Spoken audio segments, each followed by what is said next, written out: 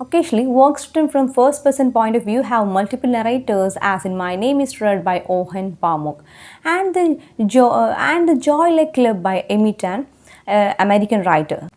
Some first-person narrators are unreliable narrator. This term was coined by Vinci Booth, an American critic, in his Rhetoric of Fiction. To both, a narrator is unreliable, and A, if he has only limited knowledge or insight what he is narrating, and B, if he has a strong personal involvement which makes his narrator subjective, and C, if his ideological orientation is different from that of the text. Thus, we say an unreliable narrator is one whose credibility is compromised. First person point of view reveal ചെയ്തിട്ടുള്ള നോവലുകൾ ഒന്നിൽ കൂടുതൽ narrators നമുക്ക് കാണാനുണ്ടെന്ന് പറയുന്നത്. അതിൽ എക്സാമ്പിളായിട്ട് Orhan പാമുക്കിൻ്റെ മൈ നെയിം ഈസ് റെഡും അമേരിക്കൻ എഴുത്തുകാരിയായ എയ്മി ടാറ്റൻ്റെ ദ ജോയ് ലക്ക് ക്ലബ് കൂടി ഉദാഹരണമായിട്ട് പറയുന്നുണ്ട്. ചില ഫസ്റ്റ് പേഴ്സൺ നറേറ്റേഴ്സ് അൺറിയലബിൾ നറേറ്റേഴ്സാണ്. ഓക്കെ, അതായത് അൺറിയലബിൾ എന്ന് പറഞ്ഞാൽ നമുക്ക് വിശ്വാസയോഗ്യവരല്ലാത്തത്. ഓക്കെ, അപ്പോൾ അദ്ദേഹത്തിൻ്റെ അഭിപ്രായത്തിലാണ് പറയുന്നത്. അപ്പോൾ അദ്ദേഹത്തിൻ്റെ ബുക്സിൽ അദ്ദേഹത്തിൻ്റെ റെട്രിക് ഓഫ് ഫിക്ഷൻ എന്നുള്ള ബുക്കിലാണ് അദ്ദേഹത്തിൽ പറയുന്നത്. അപ്പോൾ അദ്ദേഹം പറയുന്നുണ്ട് ഇവരെ വിശ്വാസയോഗ്യമല്ലാത്തവരാക്കുന്നത് എന്തുകൊണ്ടാണെന്ന് വെച്ചാൽ അയാൾക്ക് പരിമിതമായ അറിവും കാഴ്ചപ്പാടും മാത്രമുള്ളപ്പോഴാണ് ഒന്ന്. അല്ലെങ്കിൽ എന്താണ്, അയാൾക്ക് കഥയിൽ ഒരു വലിയ പങ്കുണ്ടെങ്കിൽ, അതായത് അയാളുടെ കഥ പറച്ചിലിന് ഒരു മുൻവിധിയോട് കൂടെ ആയിരിക്കും എന്ന് പറയുന്നത്, അയാൾക്കൊരു പങ്കുണ്ടെന്നുണ്ടെങ്കിൽ. ഓക്കെ, അതായത് അയാൾ സബ്ജക്റ്റീവ് ആണെന്നുണ്ടെങ്കിൽ. അല്ലെങ്കിൽ എന്താ വെച്ചാൽ അയാളുടെ ആശയപരമായ നിലപാടുകൾ കഥയിൽ നിന്നും വ്യത്യസ്തമാകുമ്പോൾ. അങ്ങനെ നോക്കുമ്പോൾ വിശ്വാസം ഇല്ലാത്ത ഒരാളെയാണ് അൺറിയലബിൾ നറേറ്റർ എന്ന് പറയുന്നത്. And third person point of view പറയുന്നത്, in third person point of view the narrator is not a character in the events but stands outside those events. In such narratives all characters are referred to as he, she or they. Third person narratives are of two major kinds, omniscient and limited. Omniscient means all knowing. An omniscient narrator can enter the consciences of any character, evaluate motives and explain feelings and recount the background and predict outcome of any situation. He has full knowledge of all the events in the story. He can even describe events happening in different places at the same time. An omniscient narrator who offers philosophical or moral commentary on the narrators and events he describes is called an intrusive narrator. An omniscient narrator who offers philosophical or moral commentary on the characters and events he describes is called intrusive narrator. The narrator of William Maxfield Thackeray's The Vanity Fair is an omniscient intrusive narrator. And the intrusive omniscient narrators do not comment or judge the characters and events. അപ്പോൾ ഇതിൽ കഥ പറയുന്നയാൾ സംഭവങ്ങളുമായിട്ട് ബന്ധമില്ലാത്ത ആളാണ്. അതായത് കഥയുടെ പുറത്ത് നിന്ന് കാര്യങ്ങൾ കാണുന്ന ഒരാളായിട്ടാണ് third person point of view പറയുന്നത്. ഓക്കെ, അതായത് ഹി, ഷീ, ദേ എന്നൊക്കെ പറഞ്ഞിട്ട് നമ്മൾ പറയുന്നത് അല്ലേ. അപ്പോൾ അത്തരം നോവലിൽ എല്ലാ കഥാപാത്രങ്ങളെയും ഞാൻ നേരത്തെ പറഞ്ഞ പോലെ അവൻ, അവൾ, അവർ എന്ന വാക്കുകളൊക്കെ ഉപയോഗിച്ചിട്ടാണ് റെഫർ ചെയ്യുന്നത്.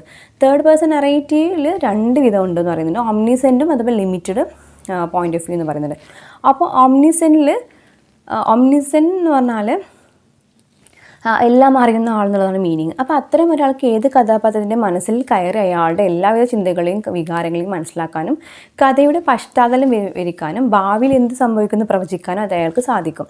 അപ്പോൾ കഥയിലെ എല്ലാ സംഭാഷണങ്ങളും പറ്റിയിട്ടുള്ള പൂർണ്ണമായ അറിവ് അയാൾക്ക് ഉണ്ട് എന്നുള്ളതാണ്.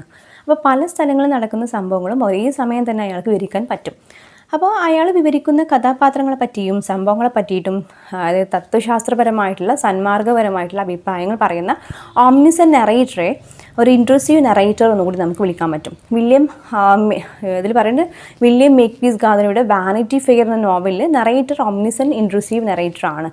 അൺഇൻട്രൂസീവ് ഓംനിസെന്റ് നറേറ്റർ കഥാപാത്രങ്ങളെയോ സംഭവങ്ങളെയോ പറ്റി അഭിപ്രായ പ്രകടനം നടത്തുകയോ വിധി കൽപ്പന ചെയ്യുകയോ ചെയ്യുന്നില്ല എന്ന് പറയുന്നുണ്ട്. അപ്പോൾ ഓംനിസെന്റ് ഉണ്ട്, അതുപോലെ അതായത് ഇൻട്രൂസീവും അൺഇൻട്രൂസീവ് ഓംനിസെന്റ് നറേറ്ററുണ്ട്. അപ്പോൾ അൺഇൻട്രൂസീവ് എന്ന് പറഞ്ഞാൽ അയാൾക്ക് ഇത്തരത്തിലുള്ള ക്യാരക്ടറിനെ കുറിച്ചിട്ടോ അല്ലെങ്കിൽ കഥാപാത്രത്തെ കുറിച്ചിട്ടോ അല്ലെങ്കിൽ കഥാപാത്രങ്ങളെ പറ്റിയിട്ടോ സംഭവങ്ങളെ പറ്റിയിട്ടോ ഒരു അഭിപ്രായ പ്രകടനം നടത്തുകയോ വിധി കൽപ്പനകൾ ചെയ്യാത്തൊരു ക്യാരക്ടറാണ് അൺഇൻട്രൂസീവ് നറേറ്റർ എന്ന് പറയുന്നത്. മറ്റേ ആൾക്കൊരു ഓംനിസെന്റ് നറേറ്ററാണ്, അയാൾക്ക് എന്തും തന്നെ വിധി കൽപ്പന ചെയ്യാൻ പറ്റുമെന്ന് പറയുന്നു. In third person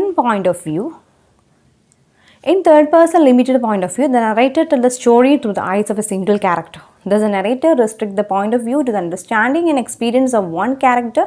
Rarely, there can be more than one character. Katherine മാൻവിൽ story Miss Brill is written from the limited point of view. അപ്പോൾ third person limited point of വ്യൂവിൽ ഒരു കഥാപാത്രത്തിൻ്റെ മാത്രം കണ്ണിൽ കൂടിയാണ് നറേറ്റർ കഥ പറയുന്നത്. അങ്ങനെ ആകുമ്പോൾ ഒരു കഥാപാത്രത്തിൻ്റെ മാത്രം അറിവിലും അനുഭവത്തിലുമായിട്ട് കഥ പറച്ചിൽ പരിമിതപ്പെടുന്നു പറയുന്നത്, ലിമിറ്റഡ് ആണ് പറയുന്നുണ്ട്. അപ്പോൾ വളരെ റെയറായിട്ട് ഒന്നിൽ കൂടുതൽ നറേറ്റർ നമുക്കിവിടെ കാണാൻ പറ്റുന്നുണ്ട്. അപ്പോൾ കാതറിൻ മാൻസ്ഫീൽഡിൻ്റെ മിസ് ബ്രിൽ എന്ന കഥ അതൊരു ലിമിറ്റഡ് പോയിന്റ് ഓഫ് വ്യൂവിൽ എഴുതിയിട്ടുള്ളതെന്ന് പറയുന്നുണ്ട്. അപ്പോൾ തേർഡ് പേഴ്സൺ പോയിന്റ് ഓഫ് വ്യൂവിൽ ഒരു പ്രത്യേക വികാരമാണ് സ്ട്രീം ഓഫ് കോൺഷ്യസ് എന്ന് പറയുന്നുണ്ട്. Okay, stream of conscious technique. അപ്പോൾ ഇവിടെ നറേറ്ററിൻ്റെ ഇടപെടലില്ലാതെ തന്നെ കഥാപാത്രങ്ങളുടെ ചിന്തകൾ പുറത്തേക്ക് വരുന്നു എന്ന് പറയുന്നത്. അതായത് ഓരോ ചിന്തകൾ കഥാപാത്രത്തിൻ്റെ ഓരോ ചിന്തകളായിട്ടാണ് ഈ മിസ് ബ്രില്ല്, ഇപ്പോൾ നമ്മൾ നേരത്തെ പറഞ്ഞ പോലെ തന്നെ മിസ് ബ്രില്ലൊക്കെ സ്റ്റോറി പറയുന്നത്. മിസ് ബ്രില്ല് ഇങ്ങനെ ഒരു പാർക്കിലിരിക്കുന്നു, അവളുടെ മനസ്സിലേക്ക് വരുന്ന ചിന്തകളാണ് ഈ സ്റ്റോറിയെ ലീഡ് ചെയ്യുന്നത്. ഓക്കെ, അപ്പോൾ പുറത്തേക്ക് വരുന്നത്. അപ്പോൾ ഈ ടെക്നിക്ക് ഉപയോഗിച്ച് പ്രധാനികളായിട്ടുള്ള ആളുകളാണ് ജെയിംസ് ജോയ്സ്, അതുപോലെ തന്നെ വെർജീനിയ വൂൾഫ്, വില്യം ഫോക്നർ എന്നിവരാണ് ഈ ഒരു സ്ട്രീം ഓഫ് കോൺഷ്യസിൽ മെയിനായിട്ട് ഉപയോഗിച്ച റൈറ്റേഴ്സ് എന്ന് പറയുന്നു.